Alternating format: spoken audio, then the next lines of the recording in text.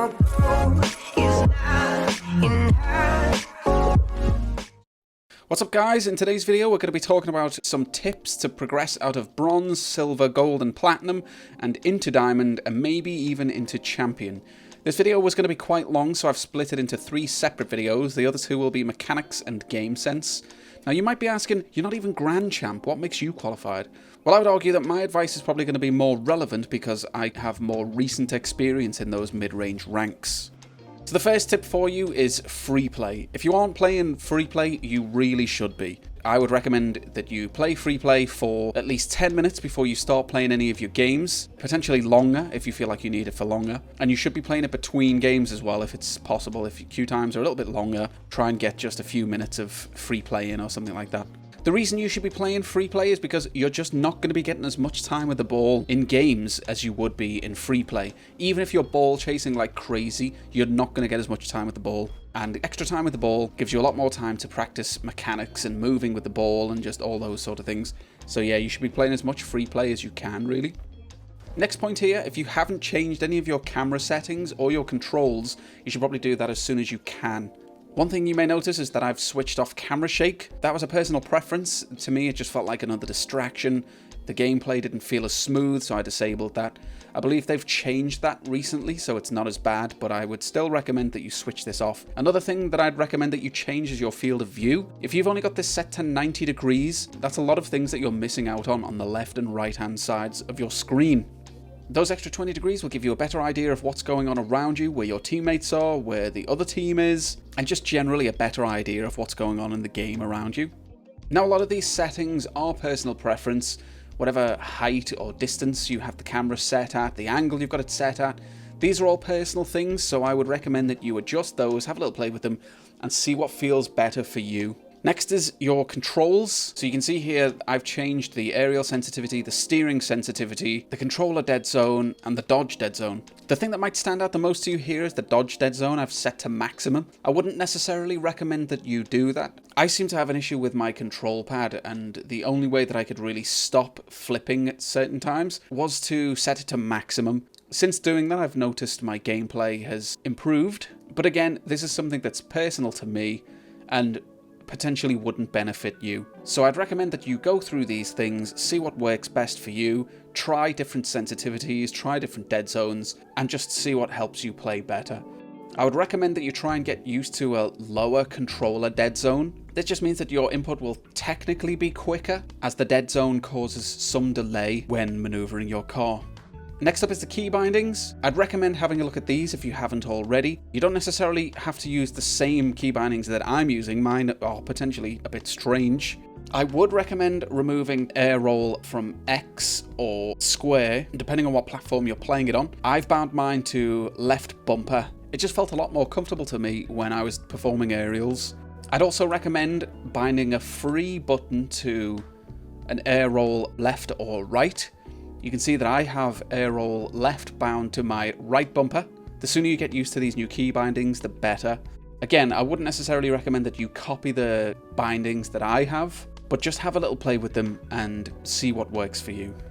The next thing I want to talk to you about is boost. So you should be picking up as many of these small pads as you can on the way to getting to where you want to go. If you're heading in one direction and you're going to pass a couple of pads, make sure you pick those up and don't just drive past them and then think, oh, I'll get a big corner boost or I'll get a big mid boost. You want to start getting used to picking up these small pads because they really do make a difference. Tactically speaking, it might not be the best option anyway to go for one of the big boosts. I'll show you what I mean here. So we're just going to tap the ball towards the goal. So let's say you're out of boost or low boost. You decide to go for this corner boost here and you turn back towards the car. If you don't have as much control over it, you may end up knocking it in or missing it completely. Whereas if it's rolling towards the goal, you're heading towards the corner. You see what's happening, you turn back, you pick up a small pad, and you defend it successfully. While we're discussing boost, there's another thing I'll just show you here, which I've seen in so many replays and low ranks. People will go for the boost and switch off ball cam, and then by the time they turn on ball cam again, the ball has gone in or is about to go in. What you want to do is turn off ball cam, line up with the boost, turn it back onto ball cam, then you have an idea of what's happening in the game. If you're looking away from the ball, you can't see what's happening behind you. You might have been able to turn around and stop the ball going in, but it also means you have an idea of what's happening as the play is developing. You're not just suddenly caught off guard by the ball being right by your goal or about to go in. This next one, I'm not even sure this is really a thing, but this is something that I do and I've noticed helps me out. You notice that when you perform a flip, your car doesn't do a full 360-degree rotation. There's still something like a 45-degree angle there, so it's not a smooth landing. So what I do is holding the flip in the air roll in the direction that I was flipping, just to get the car to go that extra little bit further round for a much smoother landing. I've noticed this seems to enable me to flip again more quickly. It makes the gameplay feel a lot smoother and my control over the car a lot smoother. And this is now something that I just do. I don't even think about it anymore. If I'm doing a flip, I'm holding air roll in the direction that I'm going. So if I just show you some here on the move. Some of these are diagonal flips, some of them are sideways flips. But again, I'm holding it and just getting that extra little bit of turn on the car.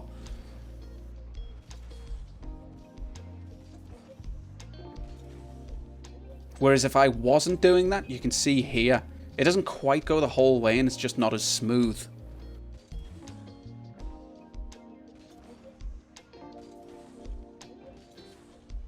Finally, my last point for this video is to just try new things. If you're not trying new things, you're not going to learn anything new. You'll just be doing the same thing over and over again, and you might get really good at those things, but you just won't learn anything new.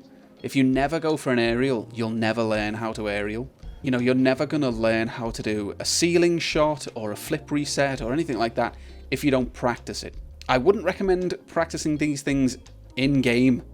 These are things that you should practice in free play. And if you see the opportunity open up in a game to go for one after you've practiced for a little while, go for it and see what happens. Maybe try it in casual first. This game can be quite toxic at times and you don't want to cause your teammates to rage. It doesn't necessarily all have to be in free play though. You can go into training packs and just try hitting the ball on the same shot in different ways and just see what works best for you. You know, if you're doing a shot off the wall, maybe try air rolling left and see what happens. Maybe try air rolling right and see what happens. Try hitting the ball lower down to get more height on it. Try hitting it higher up to get less height on it. What happens if you break just as you hit the ball? Is it better to hit the ball and then wait a second before you jump off the wall? Is it better to jump as you hit the ball off the wall? There are so many different options, even for the same setup with the ball just going off the wall. So I'd recommend playing around with as many different options as you can, see what ones feel the most comfortable for you, and then see if you can perfect those. And then if you do perfect those, maybe see what other options you can work on as well. Okay, so that's it for this video. Thanks for watching. Remember to like and subscribe, maybe leave a comment, and join me for the next one where I'll be discussing some mechanics.